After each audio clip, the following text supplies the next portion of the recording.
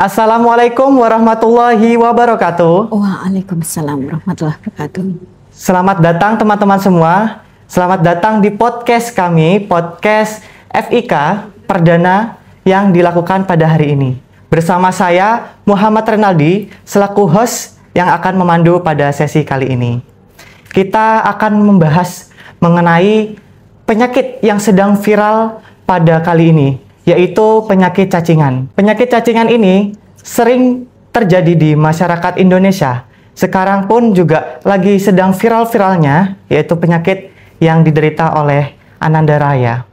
Dan kali ini kita akan membahas apa itu penyakit cacingan bersama pemateri kita, pemateri yang sangat-sangat profesional, yaitu Ibu Nurse Indra Tri Astuti, Magister Keperawatan, Spesialis Keperawatan Anak. Beliau juga selaku Kaprodi D3 dan dosen dari Fakultas Ilmu Keperawatan. Assalamualaikum Ibu Indra. Waalaikumsalam Mas Renaldi. Terima kasih banyak Ibu sudah datang pada sesi diskusi pada kali ini Ibu. Terima kasih. Mungkin kita akan diskusi ya Bu ya tentang cacingan ya Bu. Sekarang cacingan kan memang lagi merebak ya Bu ya di Indonesia dan viral kasusnya di media sosial. Nah, kita bisa berdiskusi tentang cacingan ini kepada teman-teman semua, Ibu. Jadi, mulai saja, Ibu, dari cacingan, Bu. Apa itu sih cacingan, Ibu? Bisa dijelaskan mungkin ya, Bu, ya? Oke. Selamat pagi semuanya. Pagi. Oke, alhamdulillah ini diberi kesempatan oleh Mas Rey dan teman-teman untuk bisa bersama dengan semuanya untuk berbagi sharing tentang penyakit cacingan. Penyakit cacingan adalah infeksi parasit cacing yang masuk ke tubuh, ya, ke tubuh manusia, baik melalui kontaminasi air ataupun makanan, sehingga cacing ini bisa berkembang biak di dalam tubuh manusia. Terus untuk jenis-jenis cacing yang sering Ibu untuk manusia, Ibu, kira-kira apa, Bu? Ada banyak jenis cacing ya, tetapi yang paling sering, yang mudah sajalah pakai bahasa yang mudah dimengerti. Ya. Satu, cacing gelang, karena memang bentuknya seperti gelang ya. Bu, ya. Atau kalau dalam bahasa Latinnya ya Ascariasis ya. Tapi kita pakai bahasa yang mudah dimengerti saja. Satu, cacing gelang. Kemudian ada cacing cambuk. Ya. Kemudian atau trichuria ya. Kemudian ada cacing tambang. Ada cacing kremi. Oh, itu yang sering ya Bu ya? Nah ini kalau anak ini biasanya kremi ya seringnya. Kemudian ada cacing pita, ya. Terus untuk SP itu. Oh ya, untuk bentuk-bentuknya sama Ibu untuk cacing itu? Bentuknya pasti beda, dan nanti menimbulkan gejala yang berbeda. Seperti misalnya cacing kremi, itu pasti akan merasakan gatal yang amat sangat pada daerah anus. Nah, itu ya. Itu cacing kremi. Kalau cacing tambang itu karena bentuknya lebih besar ya. Dan itu lebih banyak di daerah usus, itu seringkali menyerap makanan sehingga itu bisa menyebabkan anak itu tidak nafsu makan, kemudian nanti berat badannya turun. Sementara kalau cacing cambuk tingkat kerusakannya lebih besar. Seringkali menyebabkan diare yang menimbulkan nyeri yang hebat dan ada perdarahan. Nah itu beberapa yang khas dari beberapa jenis-jenis cacing yang paling sering ya ada pada manusia. Tapi kalau cacing pita itu seringkali ada pada makanan yang kita konsumsi yang terkontaminasi, di mana kita konsumsi makanan itu tidak dalam kondisi matang ya. Bisa mentah, bisa setengah matang, misalnya di daging, di hati. Ya, itu yang harus kita perhatikan. Daging mentah gitu ya Bu ya? Ya. Dan tadi kan sudah dijelaskan ya Bu ya, tadi gejala-gejalanya. Lebih signifikan lagi Bu, tolong jelaskan gejala yang signifikan dari penyakit cacingan tersebut. Lebih detail? Lebih detail, benar Bu. Satu, karena cacing ini mengambil nutrisi yang ada di tubuh kita, otomatis pasti akan mengalami masalah penurunan nafsu makan, kemudian mual ya, kemudian lemes pastinya anaknya ya, lemah, letih, lesu gitu ya. Karena ini begitu nutrisinya terserap oleh cacing, itu kita anaknya juga bisa mengalami anemia ya. Iya. Sehingga pasti lemah letih lesu pasti ada. Berarti gejalanya sama ya Bu ya, anemia dan Iya, cacingan. karena anemia salah satunya bisa disebabkan karena cacingan. Ya, gitu ya. Kemudian selain itu apa? Selain tidak nafsu makan tadi, kalau cacing kremi pasti gatal di daerah anus. Sehingga kalau malam hari sering garuk-garuk ya. Nah, itu akhirnya terganggu tidurnya. Iya, benar Bu. Dan karena nutrisinya kurang, otomatis itu akan mengganggu tumbuh kembangnya, mengganggu daya konsentrasinya ketika belajar. Sehingga pasti akan menyebabkan penurunan secara kognitif. Dan karena tadi ya tidak nyaman, baik karena perutnya yang sakit, karena gatal pada daerah anus, apa dampaknya? Akhirnya sering mood swing ya, sering bad mood, sering menyebabkan mudah tersinggung, mudah marah bagi anaknya.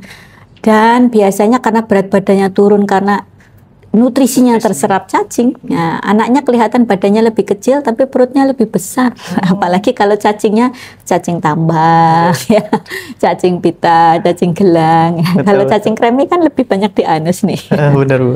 Nah itu. Terus kalau yang diare itu biasanya kalau cacing cambuk sering tuh diare. Menyebabkan diare gitu ya Bu, cacing dan. Untuk jangka panjang Bu, jika terkena cacingan itu apa Bu? Dampaknya kalau misalnya seseorang itu terkena cacing, satu pasti masalah nutrisi pasti terganggu, bisa menyebabkan masalah status gizi yang akut maupun kronik. Dan ini berisiko kalau anak-anak stunting, apalagi kalau tidak terdeteksi dengan cepat untuk kasus cacingan ini ya. Kemudian cacingan ini karena juga menyerap gizi, otomatis akan menyebabkan anemia. Dan karena status nutrisi nggak bagus, pasti tumbuh kembang anak jangka panjangnya juga akan terganggu. Kognitifnya juga akan terganggu. Karena anak-anak cacingan dibandingkan dengan yang tidak cacingan, pastinya secara kognitif lebih bagus anak-anak yang tidak cacingan. Kemudian sering menyebabkan sumbatan di saluran pencernaan. Apalagi kalau cacingnya tambang kan besar-besar ya. Itu dan bisa menyebabkan infeksi. Ya, apalagi kalau menyebabkan kerusakan pada saluran pencernaan. Yang infeksi ini kalau tidak diobati dengan baik, ini resikonya seperti kasus Raya, bisa sampai sepsis, sehingga bisa menyebabkan kematian. Karena kalau sampai kok sepsis penyebab kematian itu sesuatu yang luar biasa ya, karena harusnya mestinya kita bisa mendeteksi dari tanda dan gejala awalnya, dari ciri-ciri yang tadi, sehingga bisa melakukan upaya pencegahan dan pengobatan yang tepat. Kok sampai dengan sepsis, ini berarti sudah sangat lama dia menderita ya, dan tidak terdeteksi dengan baik gitu. Oke Ibu, tadi kan sudah dijelaskan ya Bu, dan sekarang itu kasus Raya itu lagi sedang diperbincangkan kan Bu ya. Jadi memang masyarakat Indonesia khawatir. Jadi banyak bertanya-tanya tentang bagaimana sih cara pencegahannya Bu sebelum terkena dari cacingan tersebut. Mungkin bisa dijelaskan Ibu. Untuk mencegah kita harus tahu ya, cacing itu berkembang biaknya bagaimana. Di daerah yang mana ya. Nah, itu kita harus tahu. Kemudian kita harus tahu program pemerintah yang sedang dicanangkan sebenarnya sejak tahun yang lama ya, sudah lama sekali ya. Tahun 2017 sudah dicanangkan. Namanya WASHED ya. WASHED ya. W-nya itu water. Water itu berarti bagaimana kita menyiapkan air yang bersih dan layak minum, layak konsumsi. Higienis gitu ya Bu? Ya, karena tidak semua air itu yang nampak bersih layak minum. Karena seringkali air itu ternyata terkontaminasi misalnya bakteri Escherichia coli. Seperti di beberapa waktu yang lalu di daerah itu hasil airnya, baik air yang mengalir di kran itu ya, untuk cuci piring dan sebagainya, ternyata mengandung Escherichia coli yang tinggi. Sekalipun itu di hotel bintang 5. Apalagi yang kaki 5 ya. Betul. Nah, itu juga bagian yang perlu diperhatikan air, karena memang harus layak untuk dikonsumsi. Berarti ya. Bersih belum tentu higienis ya Bu? Iya, betul-betul harus dilihat. Karena apa? Karena beberapa telur cacing juga berkembang biaknya di Di air. Dan kalau misalnya kok air itu digunakan untuk nyiram misalnya, kemudian menguap dong, betul. Tanahnya kering kan jadinya. Nah nanti butiran debu, kayak lagu ya, butiran debu. Butiran debu ini sudah mengandung telur-telur cacing. Padahal menceloknya kemana nih? Nah kalau kita memegang area yang terkontaminasi, kita tidak cuci tangan sebelum makan, ya pasti akan terkontaminasi dari telur cacing itu sendiri. Maka program water, ya dari watch tadi, water itu harus betul-betul diperhatikan. Betul. Yang S-nya adalah sanitasi. Sanitasi ini berkaitan dengan lingkungan, ya, karena banyak berkembang biak telur cacing itu di lingkungan yang lembab, ya. Kalau misalnya seperti cacing kremi yang berpasir lembut, yang higienisnya kurang, sanitasinya kurang bagus atau buruk, itu cenderung berkembang telur-telur cacing, ya. Kemudian HE WOSIT, ya. Hygiene Education.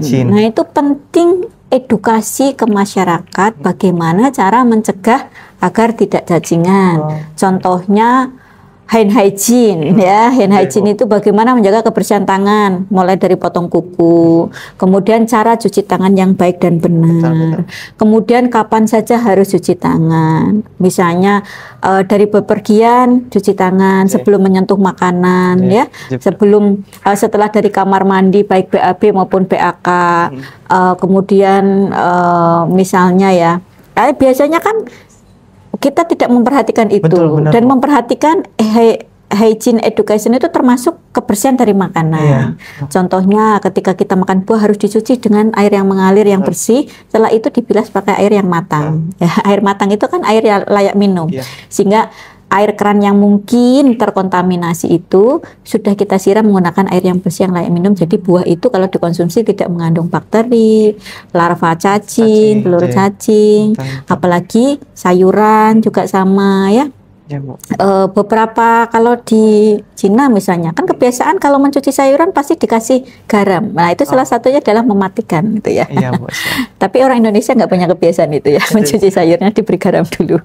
Nah itu langsung cuci pakai air aja, ya. Dan airnya ya sudah pakai air yang mentah yang mengalir. Nah itu harus diperhatikan. Kemudian hygiene edukasi apalagi menjaga kebersihan tubuh. Mandi, kemudian pakaiannya, karena kadang-kadang menempel di pakaian kita, menempel di handuk. Misalnya anak ini ada yang kena cacing kremi, pakai handuk, handuknya pakai keluarga yang lain, itu juga bisa menularkan. Maka kebersihan itu juga harus dijaga. Kalau memang ada yang terinfeksi, maka handuk itu kalau dicuci harus menggunakan air panas, dijemur benar-benar yang kena sinar matahari, sehingga harapannya telur-telur cacing itu bisa mati dan tidak menularkan ke anggota yang lain. Jadi nggak berkembang biak, ya, tidak berkembang biak. Kemudian edukasi apalagi yang penting untuk disampaikan ke masyarakat. Ketika keluar, dibiasakan menggunakan alas kaki, jangan menggunakan ya kaki biasa. Biasa ya, nyeker lah, Bu, ya. Ya gitulah ya istilahnya.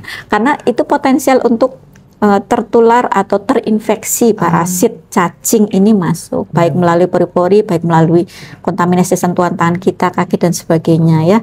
Kemudian jamban di lingkungan rumah kita juga diperhatikan, toilet, jaga kebersihannya. Ya itu ya. Dari telur cacing itu bisa masuk pori-pori juga, Bu? Ada beberapa jenis yang bisa masuk, ya. Saya kira cuman dari mulut aja, Bu. Tidak semuanya.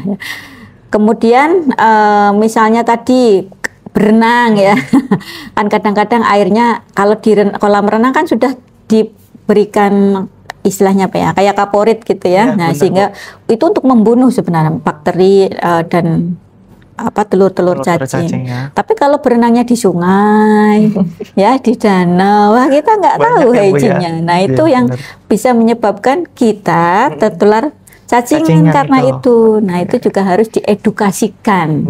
Nah itu yang masuk ke dalam HE, Hygiene Education. Bagaimana edukasi kebersihan untuk mencegah. D-nya itu adalah deworming. Deworming itu memberikan obat cacing sebagai upaya pencegahan. Pemerintah itu mencanangkan di bulan Februari dan Agustus untuk memberikan obat cacing, terutama di anak-anak usia 1 sampai 12 tahun. Tapi seringkali karena persepsi masyarakat, edukasinya mungkin belum sampai, penerimaan masyarakat ketika anaknya diberi obat cacing itu belum semuanya mau menerima. Kadang diberi obat cacing nggak diminumkan, cuma dibawa pulang saja, ya. Biasanya orang Indonesia. Nah, kenapa? Karena kalau ketika minum obat cacing seringkali efeknya itu mules, terus jadi ada diarenya ya, maksudnya BAB-nya lebih cair. Karena sebenarnya itu untuk mengeluarkan telur-telur cacing yang ada di tubuh. Dan itu karena merasa nggak nyaman, akhirnya nggak usah diminumkan lah. Nah, penolakan yang seperti inilah yang menyebabkan angka cakupannya untuk pemberian obat cacing di pemerintah itu, yang ditargetkan pemerintah, belum mencapai target. Indonesia kalau secara umum rata-rata Indonesia itu baru 78 lah ya, 78% cakupan yang menerima.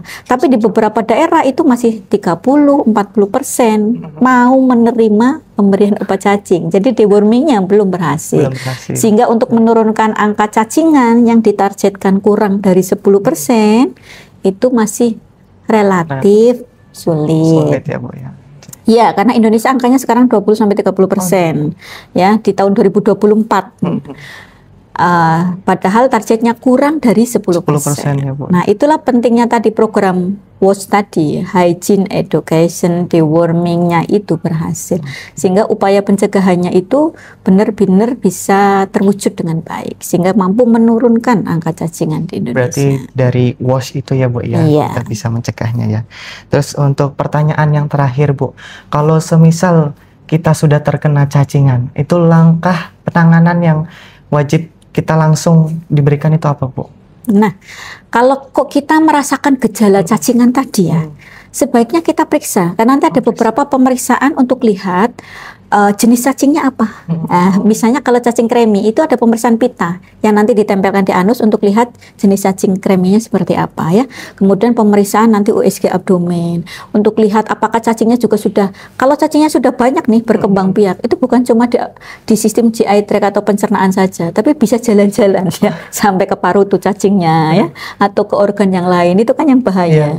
Sehingga perlu dilakukan pemeriksaan untuk lihat sejauh mana tingkat keparahan dari penyakit cacing. Baru nanti bisa diberikan obat-obatan untuk anti helmintic ya, atau anti cacing yang sesuai. Biasanya seperti mebendazole, albendazole, itu biasa yang diberikan, tapi ada jenis lain yang sesuai dengan jenis cacingnya. Misalnya cacing kremi nanti akan disesuaikan obatnya gitu. Karena sebenarnya itu 1 kali dosis obat. Nanti diulangnya 6 bulan itu sebagai upaya pencegahan, biar nanti kalau ada telur yang masuk itu bisa langsung mati dan bisa dikeluarkan, tidak sampai berkembang biak menjadi cacing dan cacing dewasa yang berkembang biak pula. Itu diwajibkan nggak sih, Bu, kalau semisal 6 bulan itu? Sebenarnya program pemerintah sudah diberikan 6 bulan ya, tapi ya itu tadi tidak selalu 6 bulan itu benar-benar diminum. Kadang cuma sampai rumah saja, habis itu entahlah kemana itu ya, disimpan atau nggak dimanfaatkan dengan baik. Kemudian selain obat cacing itu yang perlu dilakukan adalah gejala apa yang ditimbulkan dari cacing. Kalau ternyata muncul anemia, pasti harus dapat obat-obatan tambahan Fe ya, atau zat besi untuk mengatasi anemianya. Kalau ternyata ada diare, penyakit penyertanya, ya pasti ada obat-obatan untuk diare. Karena ini kalau tidak diatasi, komplikasinya kan luar biasa. Sehingga perlu deteksi dini ya, untuk bisa mencegah komplikasi yang lebih lanjut pada pasien. Luar biasa sekali pemateri kita kali ini. Tadi sudah dijelaskan ya tentang cacingan itu apa, jenis-jenisnya, cara mengobatinya, cara mencegahnya. Nah, tadi juga sudah di-note juga ya, air yang bersih itu belum tentu higienis. Betul ya, Bu ya? Iya. Jadi kalian itu kalau untuk mau minum atau menggunakan air itu harus dilihat kehigienisannya ya, teman-teman. Oke, untuk terakhir bisa closing statement nih, Bu, untuk mengakhiri sesi diskusi ini, Bu. Prinsipnya untuk mencegah cacingan adalah perilaku hidup bersih dan sehat. Nah, PHBS ya Bu ya? Iya, perilaku hidup bersih dan sehat salah satunya tadi hygiene, baik personal hygiene, sanitasinya, air bersihnya ya. Nah, makanya itu perlu diterapkan. Dan tenaga-tenaga kesehatan kan banyak ya, perawat ada, dokter ada, bidan ada, kesehatan masyarakat ada. Ini bersama-sama mensukseskan program pemerintah, terutama hygiene edukasi. Nah, itu edukasi ke masyarakat agar program WOS tadi, termasuk dewormingnya sukses. Nah, agar masyarakat betul-betul tahu bahayanya apa, bagaimana pentingnya mencegah, sehingga itu bisa mencapai target pemerintah untuk menurunkan angka cacing. Bersama kita bisa. Bersama kita bisa. Oke. Baik, terima kasih banyak Ibu Indra sudah meluangkan waktunya. Sudah diberi kesempatan untuk berbagi. Mudah-mudahan manfaat untuk semua. Amin. Mudah-mudahan bermanfaat untuk teman-teman semua ya. Dan untuk teman-teman semua jangan lupa untuk share dan subscribe podcast kali ini ya, supaya informasinya bisa bermanfaat. Oke, sekian dari kami. Kurang lebihnya mohon maaf. Wassalamualaikum warahmatullahi wabarakatuh.